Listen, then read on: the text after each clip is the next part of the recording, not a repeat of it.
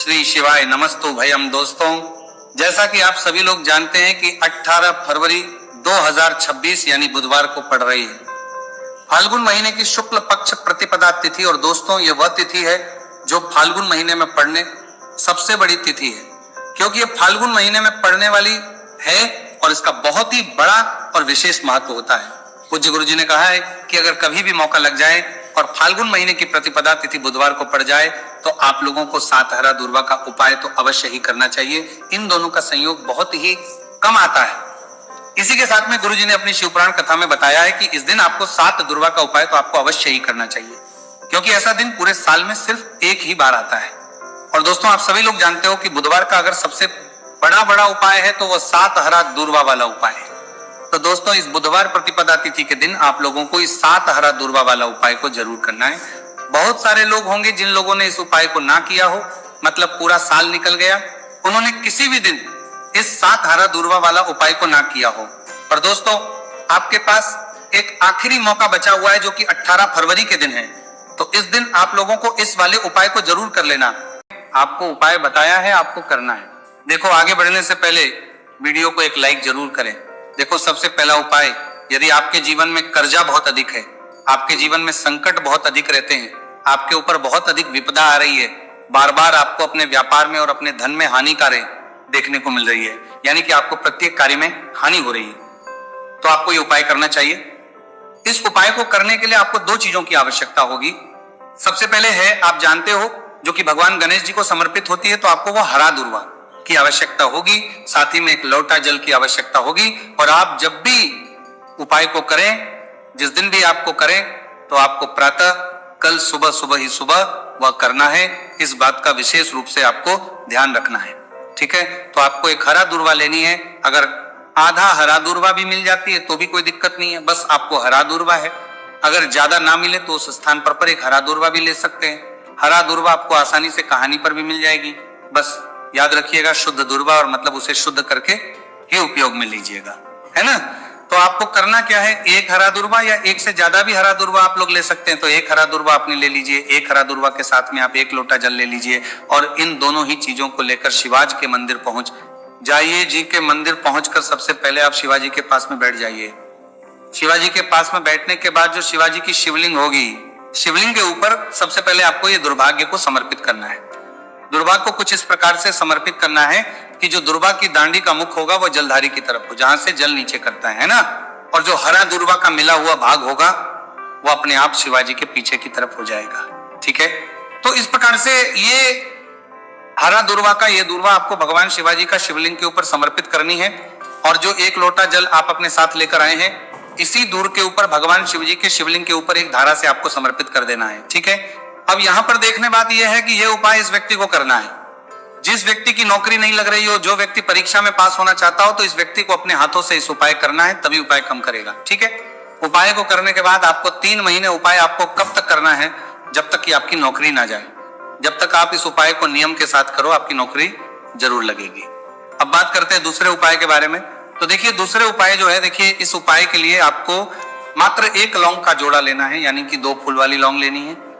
साथ में आपको मात्र थोड़ा सा शहद लेना होगा, और इसी के साथ में आपको तांबे के पात्र अंदर शुद्ध जल लेना होगा। अब देखिए, इन सभी सामग्रियों को लेकर के आपको भगवान शिव के मंदिर में पहुंच जाना है।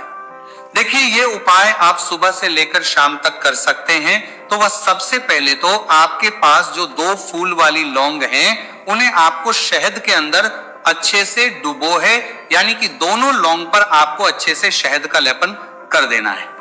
अब आपको जो आपके पास एक लोटा जल है, सबसे पहले तो उसे शिवलिंग पर धीरे धीरे समर्पित करना है, और श्री शिवाय नमस्तु भयम इसका जाप करते हुए समर्पित कर देना है।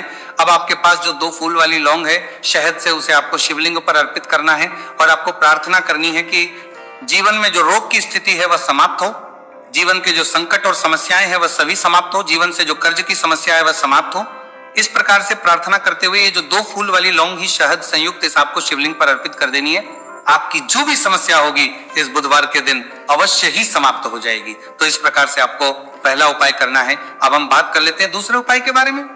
देखिए, यह उपाय आपके लिए सर्वश्रेष्ठ होने वाला है। देखिए, इस उपाय के लिए आपको चाहिए होंगे 5 हरा मूंग के दाने और मूंग के दाने कहीं से भी खंडित नहीं होने चाहिए, इस बात का ध्यान रखें। और इसी के साथ में आपको एक तांबे के पात्र के अंदर अपने घर से शुद्ध जल 1 लोटा जल ले लेना है।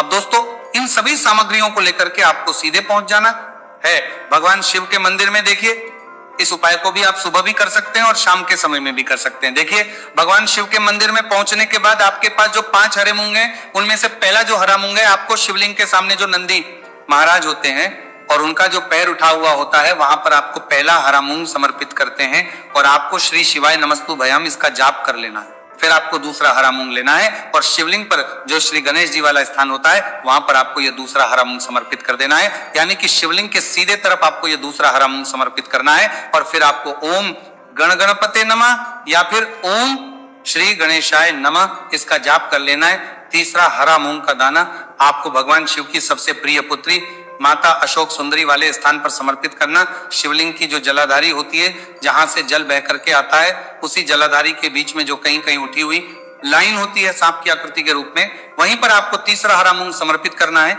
और फिर आपको ओम नमः शिवाय इसका जाप कर लेना है।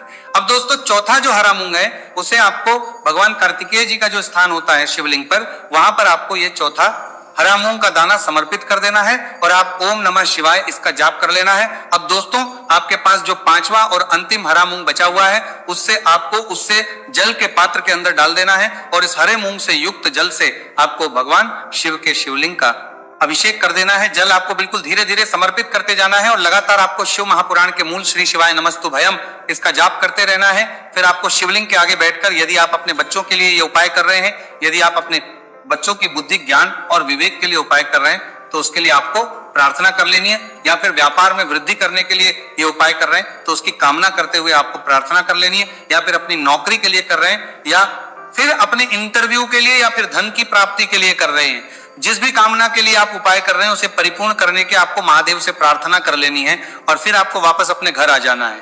पूज्य गुरु जी ने कहा है कि जो भी व्यक्ति इस उपाय को कर लेता है तो यकीन मानिए आपके जीवन की जो सारे संकट, कष्ट और बाधाएं ही वह सभी समाप्त होंगे। अब हम बात करते हैं अगले उपाय की। इस उपाय के लिए आपको एक दीपक लेना है। दीपक आप मिट्टी का भी ले सकते हैं और शुद्ध आटा मढ़कर उसका दीपक भी आप तैयार कर सकते हैं। अंदर गोल बाती का प्रयोग करना है और दीपक के अंदर आपको शुद्ध घी का प्रयोग करना है। इसी के साथ में आपको मात्र एक फूल वाली लौंग लेनी होगी। अब ये एक दीपक और एक फूल वाली लौंग लेकर के सीधा आपको पहुंचना होगा बरगद के वृक्ष के।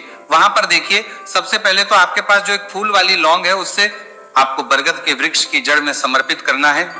देखिए अगर आपके जीवन में कोई भी बड़ा संकट आने वाला है, कोई बड़ा कष्ट आने वाला है तो वह इस उपाय के माध्यम से दूर होने वाला है। महादेव की विशेष कृपा रहेगी कि जो भी संकट आपके जीवन में आने वाला होगा वो भी दूर हो जाएगा। तो आपको एक लौंग समर्पित करनी है बरगद के वृक्ष की जड़ में और वहीं पर आपको जो है गोल बाती वाला दीपक जो आप लेकर के गए हैं उससे भी वहां पर प्रज्वलित कर देना है, वटकेश्वर महादेव का स्मरण करते हुए। देखिए जब भी आपको जीवन में इस साल लगने लगे कि आपके जीवन में कुछ भी अच्छा नहीं चल रहा है, तब भी आपको इस उपाय करना है। तो इस प्रकार से आपको यह उपाय करना है। अब हम जान लेते हैं चौथे विशेष उपाय के बारे में। देखिए यदि आपके विवाह में, शादी में कोई भी समस्या आ रही है, यदि आपका जो कर्ज है वह दिन पर दिन बढ़ते ही जा रहा है, तो आपको यह चमत्कारी उपाय करना चाहिए। कोई भी समस्या अगर जीवन में है तो उसे दूर करने के लिए आपको उपाय करना चाहिए।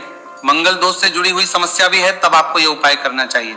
देखिए इस उपाय के लिए आपको एक तांबे के पात्र के अंदर अपने घर से शुद्ध जल लेना है और इसी के साथ में आपको एक चुटकी लाल चंदन लेना होगा। अब आपको क्या करना है कि जो लाल चंदन आपने लिया है उसे आपको उससे जल के पात्र के अंदर डाल देना है और ये जल जो है आपको लाल चंदन से युक्त तैयार कर लेना है और ये लाल चंदन से युक्त जल आपको भगवान शिव के मंदिर में लेकर के पहुंचना है। लेकिन उपाय भी आप सुबह से लेकर के शाम तक कर सकते हैं। अब दोस्तों ये जो लाल चंदन से युक्त जल है इससे आपको भगवान शिव के शिवलिंग पर धीरे धीरे अर्पित कर देना है और आपको लगातार श्री शिवाय नमस्तु भयम इसका जाप करते रहना है। देखिए यदि आपके जीवन में विवाह से जुड़ी समस्या चल रही है तो आपको मंगलेश्वर महादेव का स्मरण करना है और जीवन में अधिक कर्ज की समस्या है तो आपको आर्यन मुक्तेश्वर महादेव का स्मरण करना है। देखना एक दिन आपकी सब तरह की समस्या जल्दी ही समाप्त हो जाएगी। तो इस प्रकार से आपको ये चौथा उपाय करना है।